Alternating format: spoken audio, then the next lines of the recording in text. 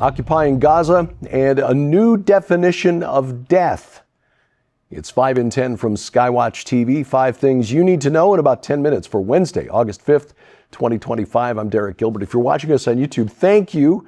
You can help our ministry by sharing this around, subscribing to the channel, of course, and clicking that like button.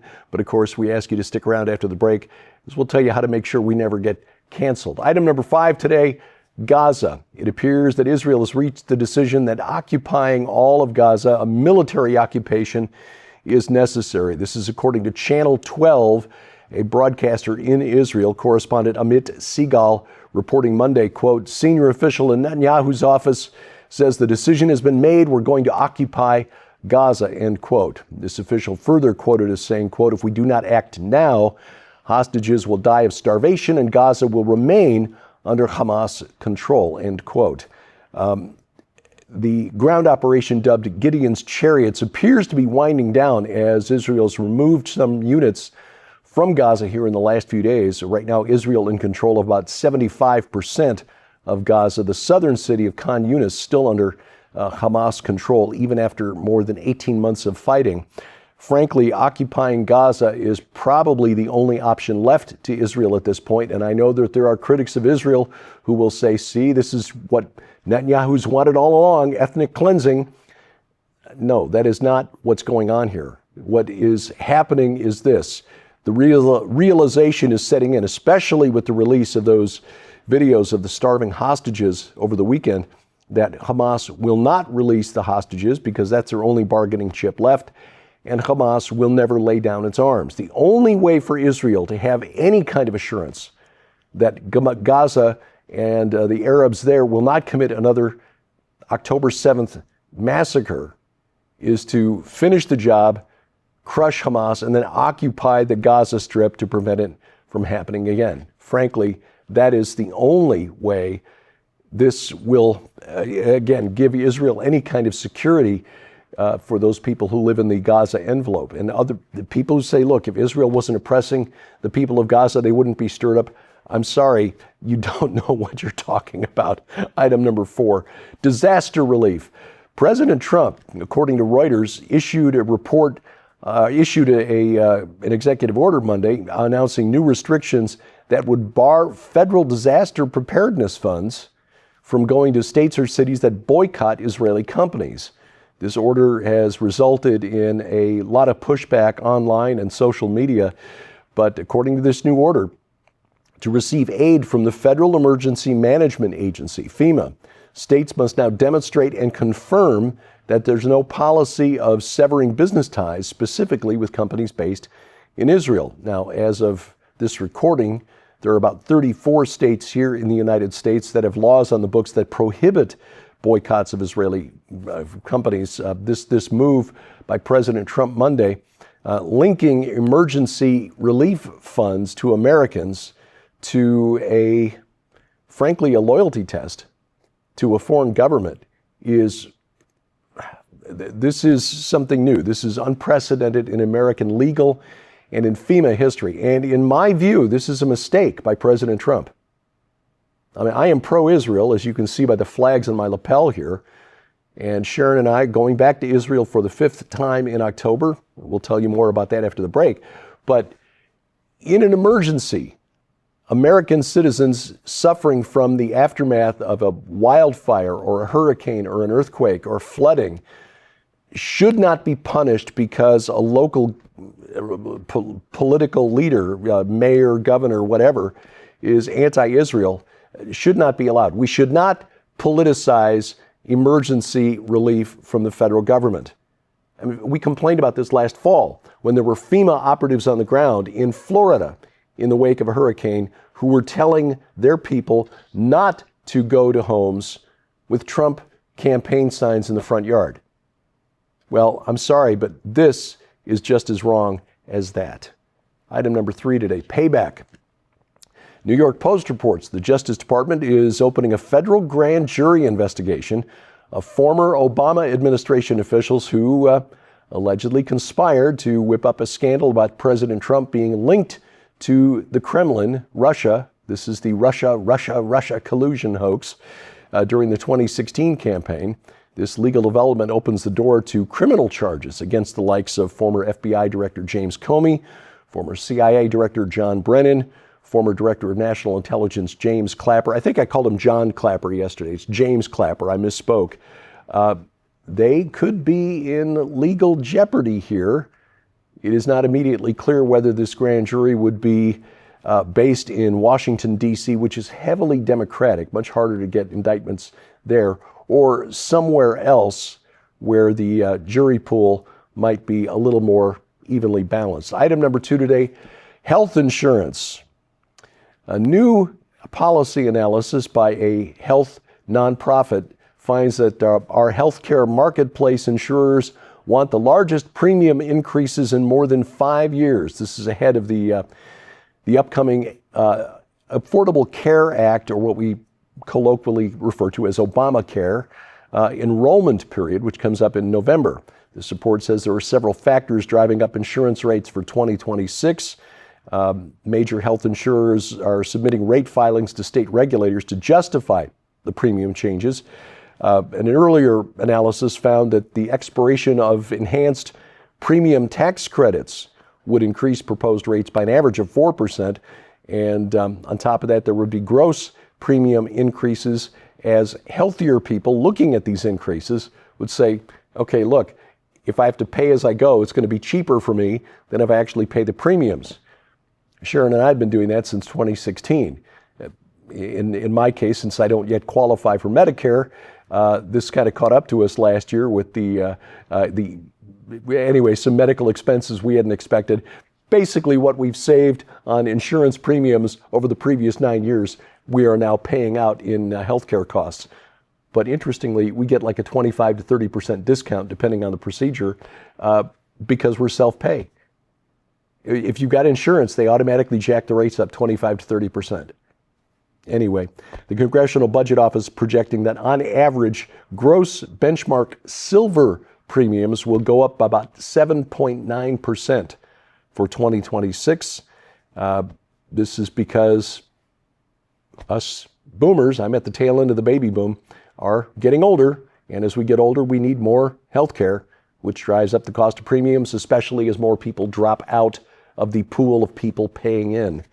Finalized 2026 rates should be available later in the summer, and we'll find out what those damages are. Coming up, a new definition of death. Apparently, we're not dying quickly enough to satisfy the demand for transplant organs. That's next on 5 and 10. Ladies and gentlemen, you can support the ministry of SkyWatch TV in our continued efforts to share the gospel of Jesus Christ throughout the four corners of the world and receive your very own copy of this incredible masterpiece when you order the Numbers That Prophesy special offer.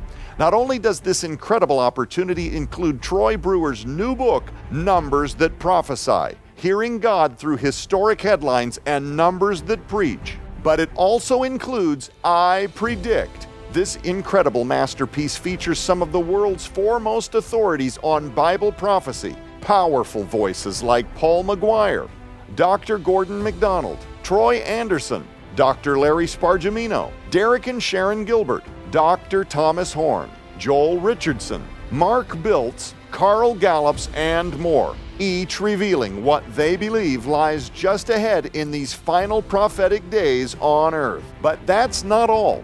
While supplies last, this special offer also includes, in beautifully bound hardback, Joel Richardson's best-selling book, Sinai to Zion, the untold story of the triumphant return of Jesus. From blazing fire on Sinai to the return of the Messiah, this impeccable work reveals how the final Exodus is yet to come. Joel Richardson uncovers forgotten prophecies that show Jesus returning just as he came, in clouds, fire, trumpets, and glory. This is the return of the King like you've never seen it presented before. Sold separately, these items hold a retail value of over $65. Yours now for your donation of only $45, which includes free shipping to all U.S. orders. So don't delay. You can support the ministry of SkyWatch TV and help us continue spreading the gospel of Jesus Christ right now by scanning the QR code on your screen, using the camera app on your phone for instant access to this special opportunity. You can also visit us at skywatchtvstore.com or call 1-844-750-4985 and ask for the numbers that prophesy special offer now. Item number one today. Yes, there are medical ethicists arguing that because we're not dying quickly enough to satisfy demand for organs, we need a new definition of death.